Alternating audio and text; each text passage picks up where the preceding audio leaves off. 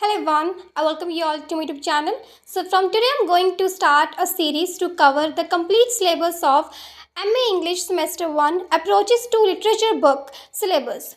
So this is the first video of it and in which we will cover the first unit of ALC, that is Approaches to Literature, and in first unit there is a work named Orientation of Critical Theories, The Mirror and the Lamp is mentioned. So now we are going to understand this work. So for this, first let's understand what is meant by the word orientation.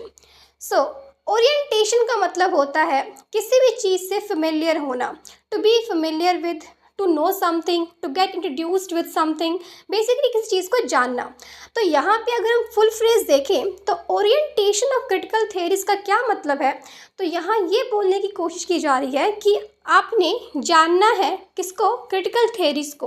Critical theories यानी कि वो सारी analysed theories जो mentioned है book में, जिसका नाम है the mirror and the lamp.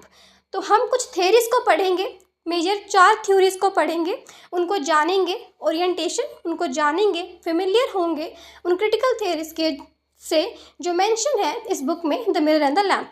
So first let's start with the writer. Okay, who is the writer? M.H. Abrams. Then M.H. Abrams, whose full name was Meyer Howard Abrams, 1912 to 2015, was a renowned American literary critic and professor of English literature. American literary critic थे, professor थे English language के, literature के, और best known for his works on romanticism and literary theory. इनको सबसे ज़्यादा famous माना जाता है इनके काम के लिए जो इन्होंने किया था रोमांटिसिज्म पे और लिटरेरी थेरी के फील्ड में. तो रोमांटिसिज्म क्या है, आपने लिटरेरी मूवमेंट्स पढ़े होंगे, आपको पता होगा कि 18th सेंचुरी का टाइम रोमांटिसिज्म में आता है. 1798 जब एक वर्क पब्लिश हुआ था प्रीफेस टू लिरिकल बैलेड्स, उसे स्टार्टिंग मानी जाती है रोमांटिसिज्म की. ठीक है, रोमांटिसिज्म एक ऐसी मूवमेंट थी जिसमें जब राइटर्स जो थे वो इमेजिन करके इमोशंस को, इमेजिनेशन, इमोशंस, फीलिंग्स है ना, इन सभी चीज़ों को प्रेफरेंस देते थे. No strict rules in writing, okay, free lyrics, free verse, इन सभी को प्रेफरेंस दिया जाता था. वो रोमांटिसिज्म है. लिटरेरी थेरी क्या है, तो लिटरेरी थेरी जो कि एक ऐसी थेरी है जो बनी हुई है मल्टीपल थेरी से. Literary theory is a lens to analyse literature. मतलब अभी आपने कभी भी किसी भी टेक्स्ट को अगर एनालाइज करना है कि ये क्या कहना चाहती है या इस वर्क का क्या मेन पर्पज़ है, तो आप अलग अलग थेरीज़ का यूज़ करते हो. लिटरेरी थेरी में मल्टीपल थेरीज़ आती हैं, जैसे कि historical theory, biographical approach, historical approach, biographical approach, feminist approach, queer theory, Marxism theory, Marxist criticism, ये सारे इसी का पार्ट है. अगर हम मार्क्सिस्ट थेरी किसी वर्क पे अप्लाई करते हैं तो आप देखेंगे कि वो वर्क कैसे क्लास स्ट्रगल को रिप्रेजेंट करती है, कैसे इकोनॉमिक कंडीशन को रिप्रेजेंट करती है. अगर आप किसी वर्क पे फेमिनिस्ट क्रिटिसिज्म या फेमिनिस्ट लिटरेरी थेरी को अप्लाई करते हैं तो आप देखेंगे कि कैसे उस वर्क में फीमेल्स को रिप्रेजेंट किया गया है, जेंडर रोल्स कैसे रिप्रेजेंट किए गए हैं. तो बेसिकली लिटरेरी थेरीज में बहुत सारी थेरीज आती हैं, अलग अलग थेरी अलग अलग चीज़ों को अलग अलग कॉन्सेप्ट पे एम्फसाइज करती है. ठीक है, तो यहाँ तक हमने जान लिया. आगे, his most famous work is the mirror and the lamp. इनका सबसे फेमस वर्क कौन सा है, the mirror and the lamp, जो पब्लिश हुआ था 1953 में, where he explains 2 ways of understanding literature. तो इनका एक वर्क है जिसका नाम है the mirror and the lamp. इसमें इन्होंने क्या किया है, इसमें इन्होंने 2 तरीक़ों का जिक्र किया है कि अगर कभी भी आपको लिटरेचर को समझना है ना, उसको अंडरस्टैंड करना है, उसको एनालाइज करना है. लिटरेचर मतलब क्या, हम जो वर्क लिखते हैं, पढ़ते हैं ना, जो बेस्ट वर्क्स हैं, अब उन्हें समझना चाहते हैं कि आखिर ये कैसे बना है, ये किस चीज़ को रिप्रेजेंट करता है. तो उन्होंने बोला है कि इसको समझने के 2 तरीके हैं. फर्स्ट है द मिरर और सेकंड है द लैम्प. अगर हम बात करें द मिरर को, तो मिरर क्या कहता है कि मिरर, अगर आप ये थ्योरी लिटरेचर पे अप्लाई करते हैं तो इसका मतलब है कि लिटरेचर जो है वो एज अ मिरर वर्क करता है. अब ये मिरर तो करता है, पर किस चीज़ को मिरर करता है, तो रियलिटी को मिरर करता है, रियल वर्ल्ड को मिरर करता है. कि मतलब अगर जो लिटरेचर है it is a reflection of real world, then it is working as a mirror. ठीक है, कि आपने कि किसी राइटर ने कुछ वर्क लिखा है तो वो एज अ मिरर वर्क कर रहा है, उसमें वो रियलिटी को एक्सप्रेस कर रहा है, तो वो एज अ मिरर हो गया, रियल वर्ल्ड, रियल पीपल, ठीक है, वो एज अ मिरर हो गया। वहीं दूसरा तरीका क्या है, दैट इज़ द लैम्प।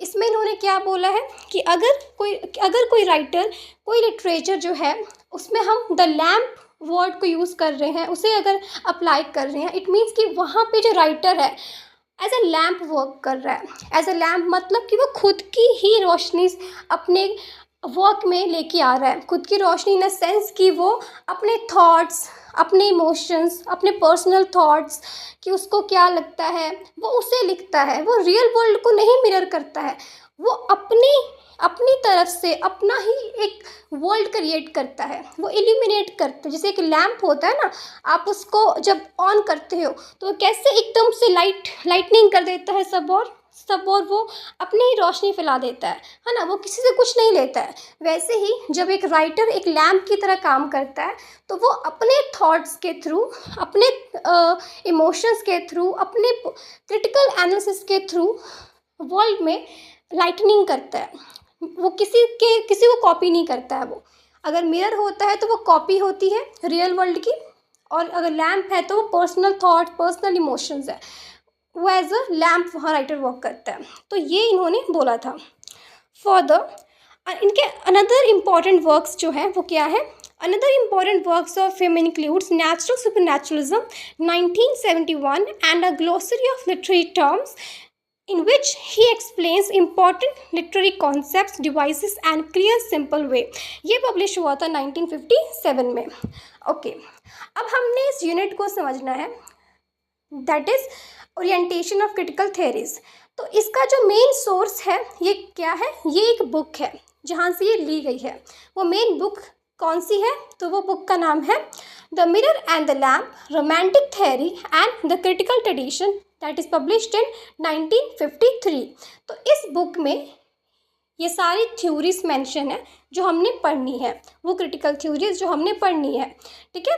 इस बुक में उन्होंने क्या बताया है, तो उन्होंने बताया है कि लिटरेचर को पढ़ने के, लिटरेचर को समझने के, लिटरेचर को एनालाइज करने के दो तरीके होते हैं।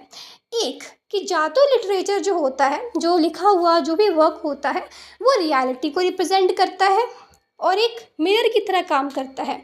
यानी कि जैसे अब मिरर क्या होता है, जो हम मिरर में हम जो होता है वही दिखाई देता है, वैसे ही जो लिटरेचर है उसमें जो रियल वर्ल्ड में हो रहा होता है वो बिल्कुल उसी की कॉपी होती है, तो एज अ मिरर वर्क करता है। और दूसरा तरीका क्या है कि literature as a lamp, romanticism, imagination, illuminating writer personal thought into written works. कि दूसरा तरीका क्या है कि जो लिटरेचर होता है वो किसी चीज़ की कॉपी नहीं होती है, वो किसी को कॉपी नहीं करता है लिटरेचर। इसमें क्या होता है कि इसमें जो राइटर्स होते हैं वो अपनी खुद के थॉट्स, अपने खुद की इमेजिनेशन, अपनी खुद की फीलिंग्स, अपने खुद के व्यूज़ वो लिखते हैं, उसे इल्यूमिनेट करते हैं एक लैम्प की तरह, किसी से कुछ नहीं लेते हैं बल्कि अपने आप अपनी राइटिंग्स को अच्छा बनाते हैं, ठीक है। ओके, आगे हमने इसमें 4 थ्योरीज को पढ़ना है, जो हमने टाइटल में भी पढ़ा ना कि ओरिएंटेशन ऑफ क्रिटिकल थ्योरीज। तो वो 4 थ्योरीज कौन सी हैं? पहली थ्योरी है मिमेसिस थ्योरी, दूसरी है प्रैग्मैटिक थ्योरी, तीसरी है एक्सप्रेसिव थ्योरी और चौथी है ऑब्जेक्टिव थ्योरी। तो अब आपने समझना है कि जो लिटरेचर है वो एंशिएंट टाइम्स से मॉडर्न टाइम्स में बदल गया है।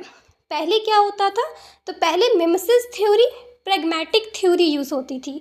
प्रैग्मैटिक थ्योरी और मिमेसिस थ्योरी ये एम्फसाइज करती है कि जो लिटरेचर है वो एज अ मिरर वर्क करता है, वो रियलिटी को रिप्रेजेंट करता है, रियल वर्ल्ड को रिप्रेजेंट करता है। जबकि जो एक्सप्रेसिव थ्योरी है ये किससे रिलेटेड है, तो लिटरेचर जो है वो एज अ लैम्प वर्क करता है। इनकी कैटेगरीज है, हम इन 4 थेरीज को इन दोनों में डिवाइड करेंगे। तो 2 थेरीज आ जाएंगी लिटरेचर एज अ मिरर के अंदर, और एक थेरी आ जाएगी लिटरेचर एज अ लैम्प के अंदर, दैट इज़ एक्सप्रेसिव थ्योरी।